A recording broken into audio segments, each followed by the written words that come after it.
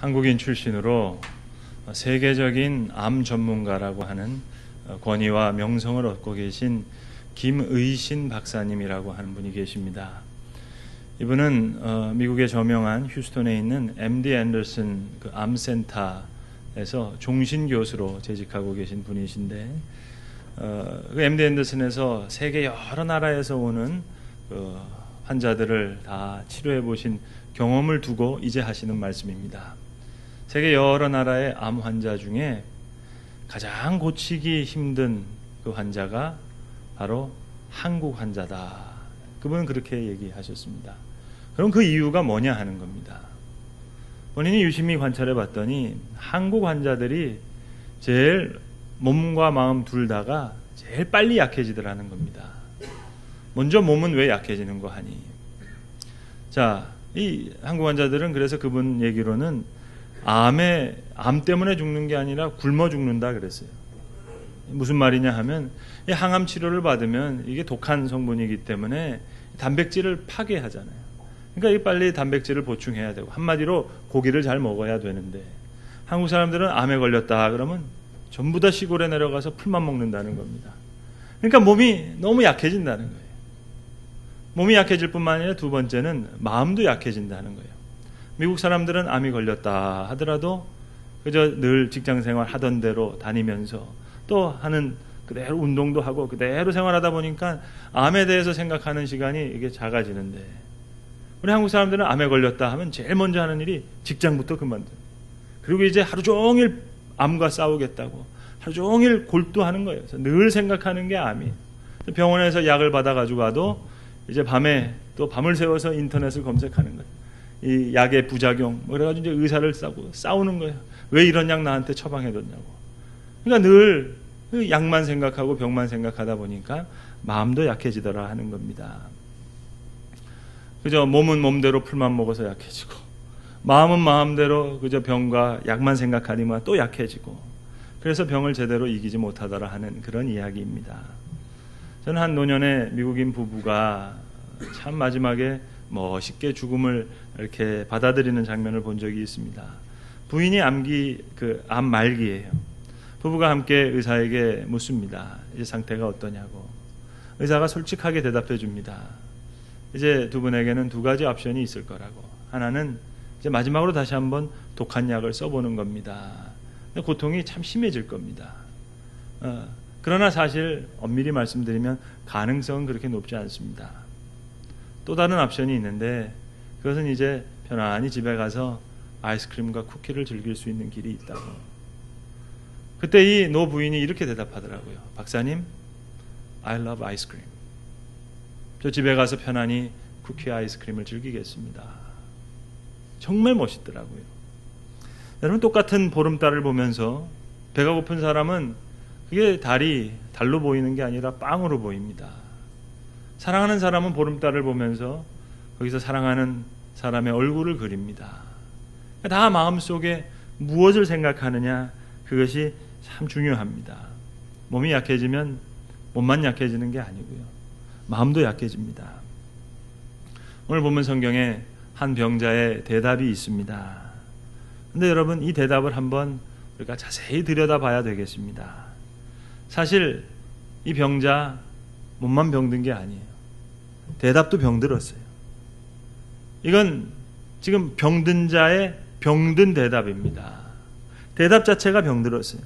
예수님이 이 병자에게 물으셨습니다. 내가 낫고자 하느냐?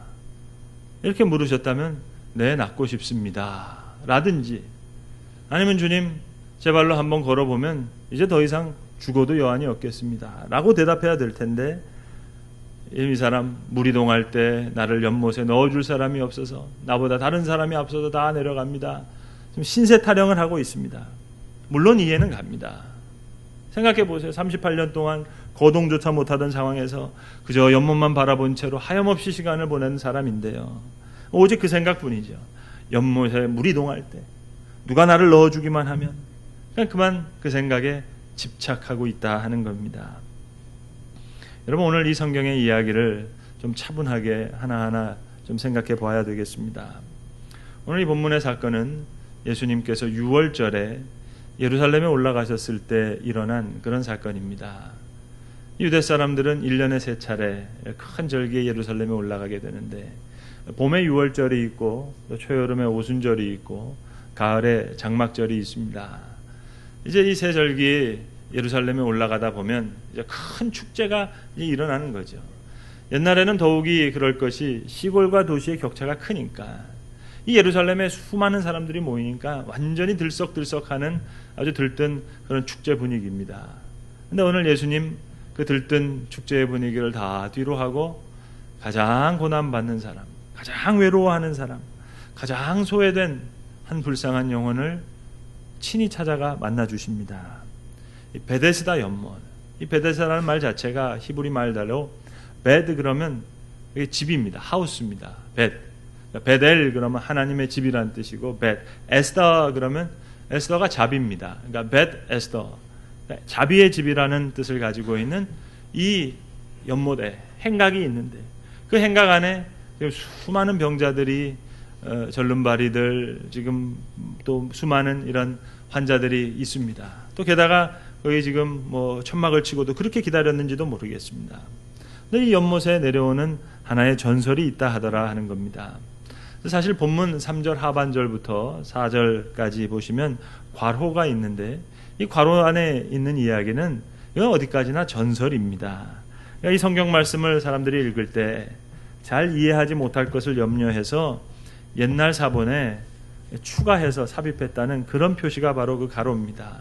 그러니까 괄호 안에 있는 이야기를 빼고 읽으면 의미가 잘 전달되지 않을 걸 걱정해서 예전에 고대 교부 때부터 삽입한 부분입니다. 여러분 왜 우리나라 옛날 얘기도 보면 천사가 내려와서 목욕을 했다 뭐 그런 이야기가 많이 있지 않습니까? 그러니까 이 베데스다 연못은 예컨대 이제 이 뜨거운 물기운이 울컥하고 올라오면서 물이 소리를 내면서 빙빙 돌 때 눈에 보이지는 않지만 사람들은 지금 천사가 내려와서 물을 움직이는 거라고, 물을 동하게 하는 거라고 그렇게 생각했습니다. 이때 제일 먼저 연못에 뛰어들어가는 환자가 어떤 병이든지 낫는다 하는, 이건 어디까지나 전설이고 전해져 내려오는 얘기입니다. 글쎄요, 뭐 온천 같은 게 터졌다면 신경통 걸린 사람들은 소염을 받겠고 또 심리적인 영향도 꽤 있었을 줄로 압니다. 그러나 여러분 한 번 더 생각해 보면 아주 조건이 인색하잖아요. 물이 동하는 그 순간에 그것도 제일 먼저 뛰어든 딱 한 사람에게만 지금 병이 낫는다는 이런 아주 인색한 조건을 걸고 있는 걸 보면 모름지기 병이 잘 낫지 않았는가 하는 그런 생각도 듭니다. 그리고 이 물이 빨리빨리 동하면 그저 사람들 줄 쭉 섰다가 많은 사람들이 나올 수 있을 거 아니겠습니까? 근데 그렇지도 못했던 것 같아요. 행각 안에도 있고 뭐 천막 같은 곳을 쳐놓고 지금 수많은 환자들이 지금 대기하고 있는 그런 형국입니다. 근데 예수님께서 이 38년 된 이 장기 환자, 오랫동안 알아 누워 있는 환자에게 오셔서 지금 물었습니다. 내가 낫고자 하느냐? 여러분 이 질문이 좀 이상하지 않아요? 아니 병 걸린 사람이 병 낫는 거 그거 당연한 소원 아니겠습니까? 그런데 예수님 질문도 좀 이상하지만 병자도 또 동문서답을 합니다. 이 병든 자의 병든 대답이라니까요. 대답이 병들었어요. 연못만 바라보고 그것만 생각하고 거기에 집착하고 보니까 물이 동하는 것, 또 내가 먼저 들어가는 것, 그것만 생각하고 있습니다. 연못만 바라보는 사람이에요.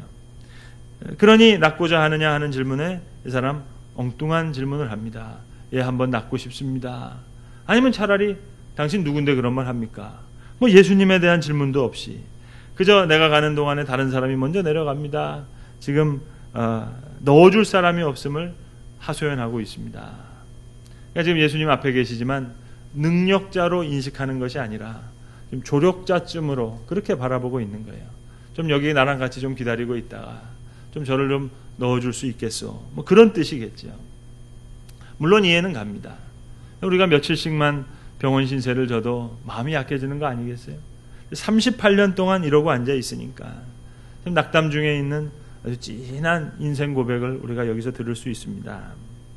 근데 여러분 여기서 우리가 한 번 더 생각해야 될 것은 여기에 지금 38년 된 병자 이 모습, 사실은 오늘을 살고 있는 우리의 모습도 여기에 좀 중첩되어 있는 것 같습니다. 이 베데스다라고 하는 이 세상에서 자신의 소원이 이루어지기를 바라는 수많은 우리 이 시대의 인간상들 말입니다. 무리동하면 문제 해결받는 사람이 있답니다. 아주 적은 무리들입니다. 그것도 수많은 경쟁에서 다른 사람들 다 제치고 제일 빨리 들어가는 사람만 병이 났습니다. 그 경쟁을 뚫고 이제 작은 무리가 소원 성취를 합니다. 성공이 주어집니다. 그런 기적, 사실은 그 기적 앞에 수많은 사람이 한탄하고 있어요. 나도 한탄하고 있어요. 무리동할 때 사람이 없어서 남들보다 먼저 들어갑니다. 그래서 열못에 물만 지금 바라보고 있는 사람입니다. 자신이 사람답게 살 수 있는 일, 그거 지금 연못에 달려있다. 그렇게 붙잡고 있어요. 왜 여러분, 우리도 왜 농담 반 진담 반으로 그런 얘기 하잖아요. 뭐 인천에 배만 들어오면 모든 게 해결된다면서요. 인생 역전. 인천에 배만 들어오면, 근데 그 배는 언제 들어오는지 모르겠어요. 그런데 여러분, 인천에 배만 들어오면 모든 게 해결된다면 그 인천이야말로 100% 베데스다 아닙니까? 우리는 하나님은 좋은데, 그런데 하나님이 일하시는 방식은 싫어합니다. 그렇다면 이게 하나님을 좋아하는 겁니까? 싫어하는 겁니까? 하나님 믿는다는 것은 구체적으로 말하면 하나님이 일하시는 그 방식을 믿는 걸 얘기합니다. 오늘 이 병자 내가 낫고자 하느냐, 이 음성이 들리지 않습니다. 마음이 열려지지 않으니까 이 말씀을 이해하지 못합니다.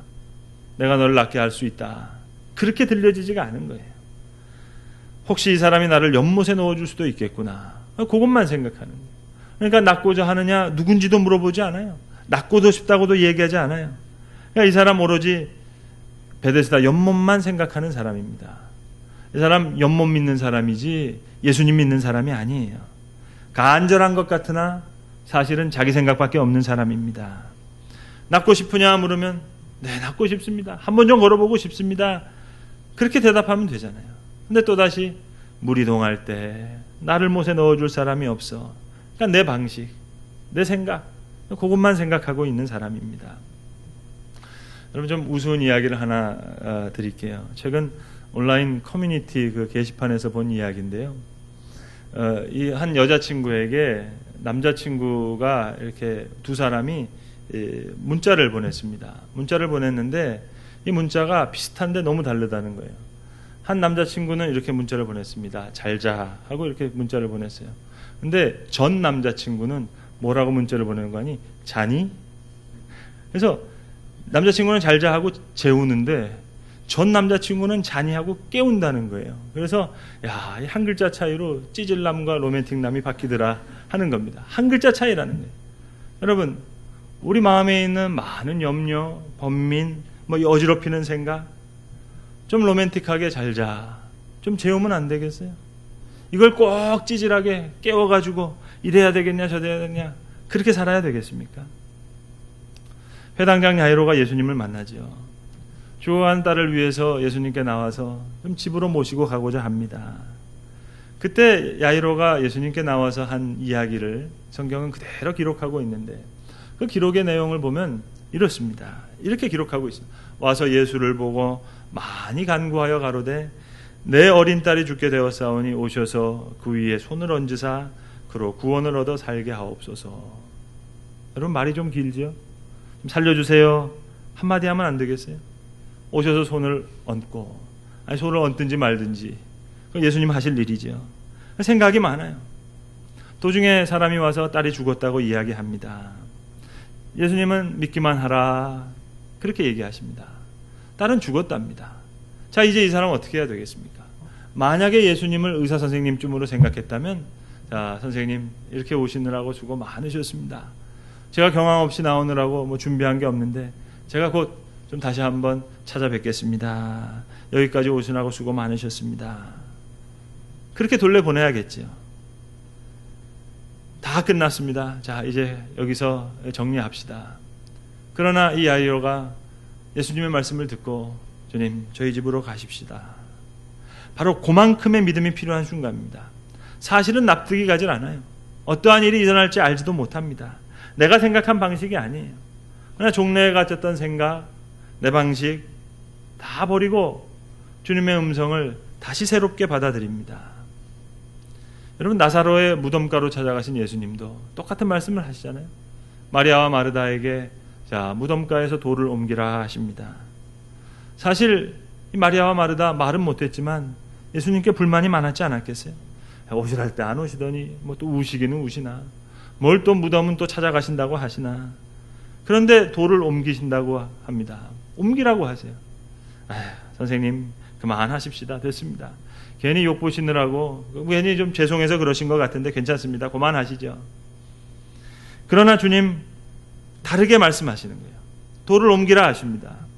그때 돌을 옮깁니다. 바로 그만큼의 믿음 말입니다. 썩어도 냄새가 납니다. 죽은 지 나흘이 됐습니다. 사실 믿어지지가 않아요. 아니, 믿을 수가 없죠.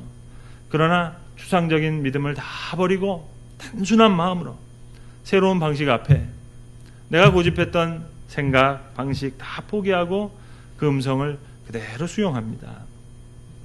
오늘 이 38년단 병자, 그에게 예수님 다시 말씀하시죠. 일어나 내 자리를 들고 걸어가라. 예수님 너무 고마운 분이에요. 아무리 생각해도 너무 좋은 분이에요. 이 병든 자의 병든 대답 나무라지 않았어요. 야 이놈아, 네가 오래 누워있더니 정신이 나갔구나. 내가 누군데? 에?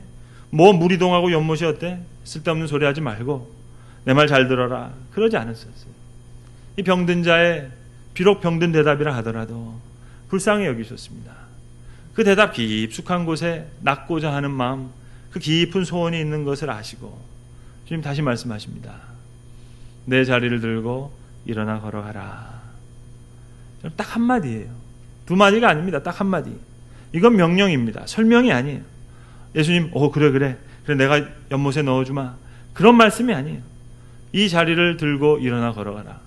여러분, 이거 잘못 들으면 이거 조롱하는 말 아닙니까?